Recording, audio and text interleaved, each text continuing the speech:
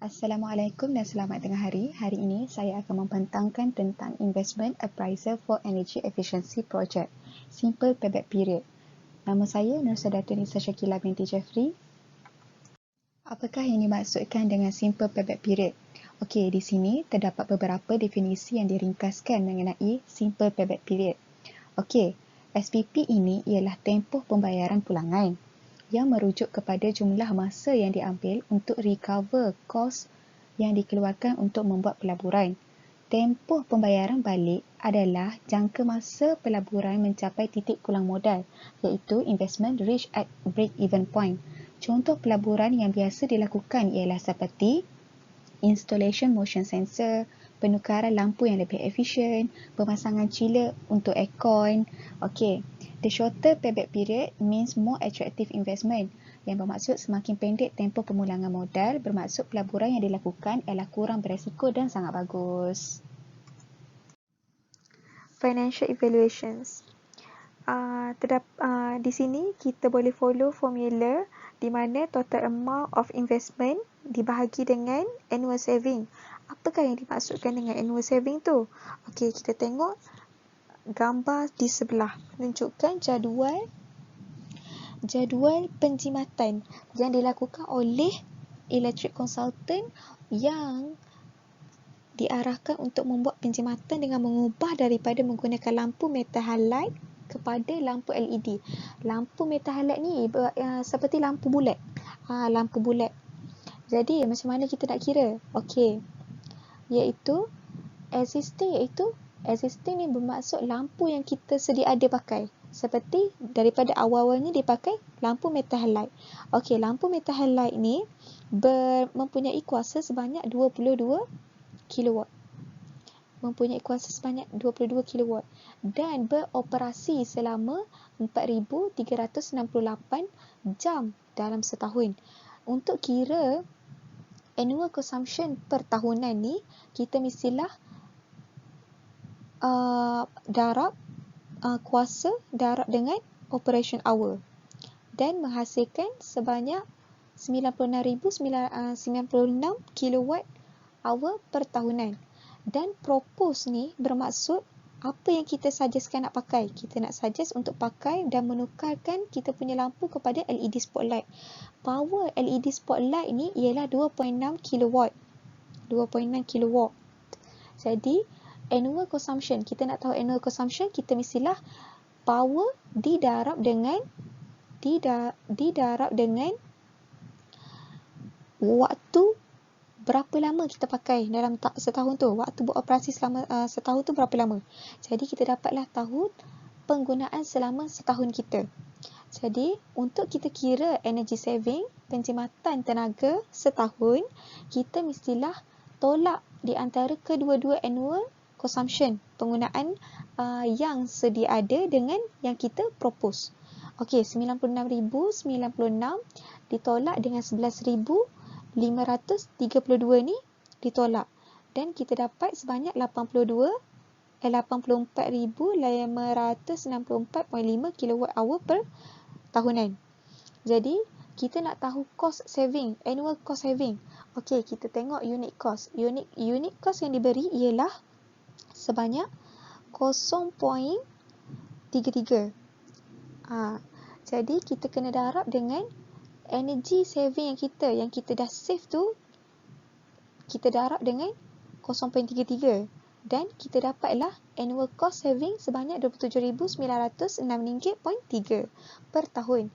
Jadi annual cost saving tu inilah yang dimaksudkan. Okey, jadi investment yang dikeluarkan untuk penukaran LED spotlight ni dikeluarkan sebanyak RM55,000.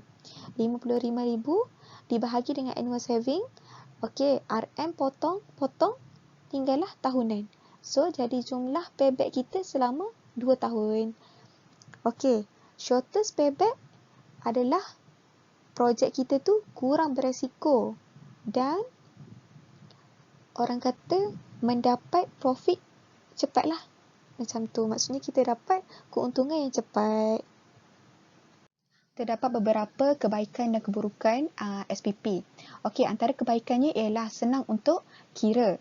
senang untuk kira, express in simple term, does not require inflation or interest rate. Maksudnya kita tak perlu kira, dan kita dalam kita punya calculation tu kita tak perlu nak tahu berapa bunga atau interest rate yang biasanya kita tahu kan. Lepas tu quick method to compare project, maksudnya dekat sini bila dah kita ada, contoh kita nak buat 2 investment, so kita tahu okey, investment pertama kita, projek pertama kita ni kita dapat pulangan modalnya bila, projek kedua bila. Maksudnya kita senang untuk tahu bila kita dapat pulangan modal tu. Lepas tu keburukan SPP pula ialah ignore different in the saving amount of saving. Maksudnya dia tidak dapat membezakan jumlah simpanan. Bermaksud mungkin jumlah simpanan pada tahun pertama tu digunakan untuk recounter kita punya investment. Maksudnya dia tak boleh nak beza. Lepas tu yang kedua, ignore the value of saving after payback period. Bermaksud kita tengok graf di bawah, bermaksud dekat sini. Okey, contohlah kita punya investment sebanyak 50,000. Okey, 50,000 and then pada 2 tahun kemudian 2 tahun kemudian kita dah dapat pulangan modal. Inilah yang dimaksudkan dengan break even point. Okey, bila kita dah dapat titik pulangan modal, saving dekat sini ramai yang abaikan. Okey, ignore the time value of money. Apakah tujuan SPP dalam SAMS? Okey, SPP ini adalah satu kaedah yang berkesan untuk mengukur tahap resiko pelaburan. Tahap resiko pelaburan ini dapat dinilai bergantung kepada tempoh masa untuk pulangan modal. Perkara ini sangatlah berkait rapat dengan SAMS, iaitu sangatlah berkait rapat dengan SAM untuk menilai prestasi tenaga yang dapat mencapai tempoh pulangan modal yang lebih pendek. Selain daripada itu, untuk mencapai tahap pelaburan yang jangka masa pendek, semestilah kita menyokong langkah yang dilakukan dalam SAMS. Sebagai contohnya, meningkatkan polisi untuk mencapai EMGS, iaitu Energy Management Gold Standard, yang boleh mendatangkan keuntungan yang lebih menguntungkan kepada sesebuah syarikat. SPP in Real Study. Artikel ini dipetik dalam Science Direct. Di mana artikel ini menunjukkan di negara Kesatuan Eropah telah menambah baik dengan mengubah suai teknologi bumbung dengan pembinaan baru dengan menggunakan penebat haba yang tebal di atas bumbung untuk menambahkan lagi energy efficient.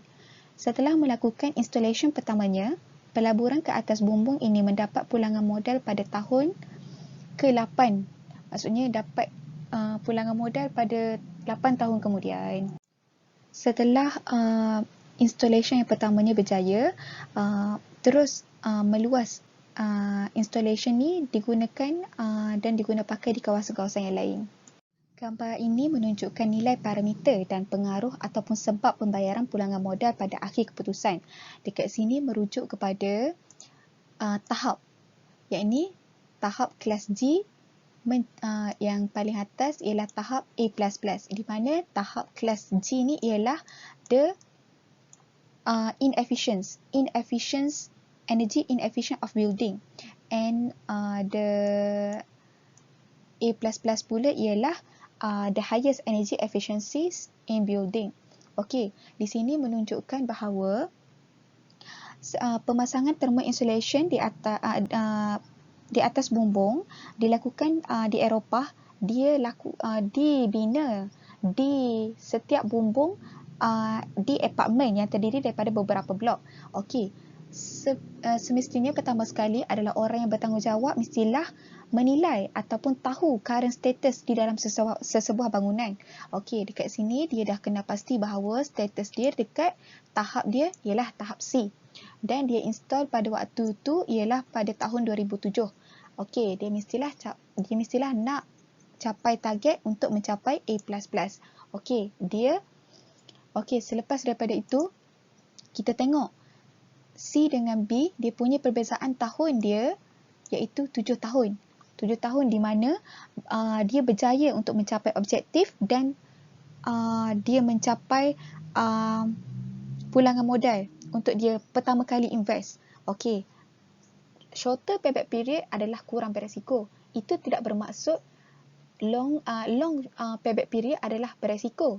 Tapi di sini menunjukkan perbezaan di mana tahun untuk capai pulangan modal itu adalah sangat lambat kerana mungkin Sebagai contohnya lah saya bagi, mungkin kita ambil contoh yang terdekat dengan kita. Okey, suhu yang sepatutnya kita, manusia selesa untuk guna aircon pada suhu 22, suhu 20, tu sebenarnya dah selesa. Tapi kita sebagai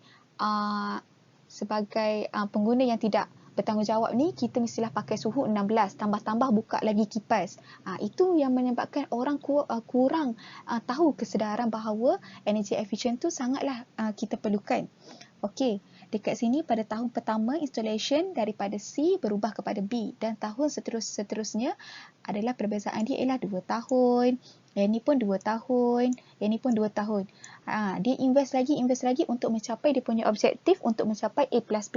Di mana dekat sini perbezaan pada tahun pertama adalah sukar kerana orang ramai kurang kesedaran. Tapi pada setahun-tahun berikutnya bila kita dah dedahkan bahawa kepentingan energy efficient ni, penjimatan tenaga sangatlah kita perlukan. Orang pun suka kalau jimat tenaga ni sebab tak perlu bayar bil mahal-mahal. Okey, bila kita dah buat pemasangan thermal ni, maksudnya kita dah boleh generate tenaga tu sendiri. Jadi penjimatan tu dah semakin berkuranglah masa untuk yang diambil untuk mencapai target dia. Bila dah banyak pasang lagi dan orang pun sedar tentang kepentingan energy efficient tu. Gambar ini merujuk kepada pengubahsuaian yang dilakukan. Sebelum ini di Eropah, teknologi bumbung yang digunakan seperti di gambar A, iaitu dia menggunakan kepingan kaca. Kepingan kaca yang mempunyai ventilasi udara, iaitu yang menyebabkan udara ni maksudnya vapor, wap air tu tak melekat pada kepingan kaca tu. Okey, dan gambar B menunjuk kepada thickness roof layer thermo insulation, maksudnya yang dipasang penebat haba tu lah. Jadi yang ni dia tambah dekat sini, maksudnya dia buat perubahan daripada dia pakai yang kepingan kaca macam ni, dia tukar kepada pakai bumbung yang ada insulation. Terima kasih.